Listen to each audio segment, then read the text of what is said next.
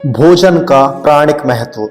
भगवद गीता 17वें अध्याय का 8वां श्लोक से लेकर के 10वें श्लोक में विभिन्न भोज्य पदार्थों में प्राण के गुणों को सात्विक, राजसिक और तामसिक श्रेणियों में विभक्त करने का उल्लेख है।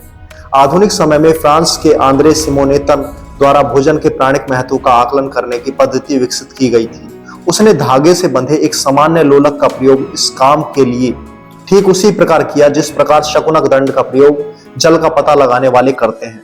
कार्बनिक पदार्थों से एक सूक्ष्म विकिरण होता है जो लोलक की गति को प्रभावित करते हुए उसे झुलाता है।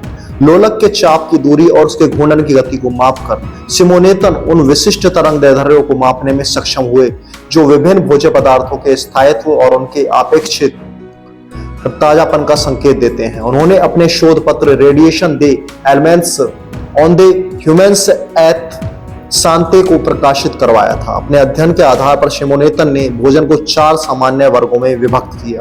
0 से 10,000 एंगस्ट्रॉम। एंगस्ट्रॉम 1 सेंटीमीटर का 100 करोड़वां हिस्सा उसे कहते हैं के पैमाने पर उन्होंने मनुष्य की तरंग दैर्ध्य लगभग 6,500 पाई।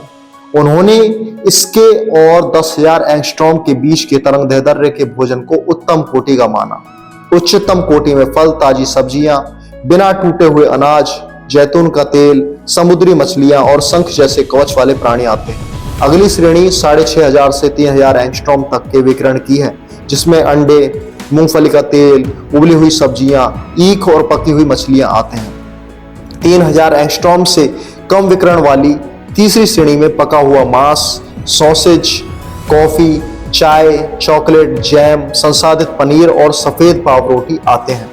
चौथी श्रेणी के अंतर्गत, जिसमें वस्तुतः ऊर्जा की उपस्थिति के संकेत नहीं मिलते हैं, मार्जरीन, संरक्षित रखे गए पदार्थ, मादक द्रव्य, शोधित श्वेत शक्कर और रासायनिक पद्धति से परिशोधित आटा आते हैं। सिमोनेतन ने यह भी पाया कि 8,000 से 10,000 एंगस्ट्रॉम की ऊर्जा के विकिरण वाले भोज्य पदार्थों से लोलक की अद्भुत गति 80 मिलीमीटर के घेरे में 4 से 500 घूर्णन प्रति मिनट थी।